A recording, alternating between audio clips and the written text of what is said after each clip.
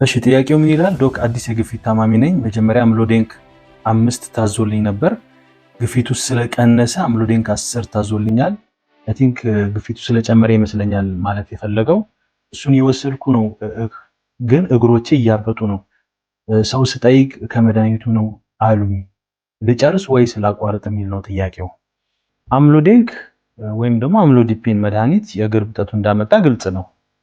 ከጥያቄው እንደተረዳሁት አምሎዲፒን መጠኑ ከተጨመረ በኋላ ነው የእግር እብጠቱ የመጣውና የደም ግፊት በአንድ መድኃኒት መቆጣጠር ካልተቻለ የአንዱን መድኃኒት መጠን መጨመር ሳይሆን ሌላ መድኃኒት ቢጨመር የተሻለ ነው። ይህም የሆነበት በሁለት ምክንያት ነው። አንደኛው የአንዱ መድኃኒት ከፍተኛ መጠን ላይ ስንደርስ ልክ እንደዚህ አይነት ተጓዳኝ ስሜቶች ወይም ደግሞ ሳይድ ኢፌክቶች ጎልተው ይወጣሉ። ሁለተኛው ነገር ደግሞ የአንዱ መድኃኒት መጠን ከፍተኛ አድርገን ስንጠቀም ከምናገኘው የግፊት የማውረድ ብቃት ይልቅ ሁለት መድኃኒቶች አድርገን በአነስተኛ መጠን አድርገን የምናገኘው ጥቅም ወይም ደግሞ ግፊት የማውረድ ብቃት ይበልጣል። ስለዚህ መሆን ያለበት ነገር ምንድነው? አምሎዲፒን 5 አድርገን ሌላ መድኃኒት ደግሞ በአነስተኛ መጠን ብንጨምር ይሻላል።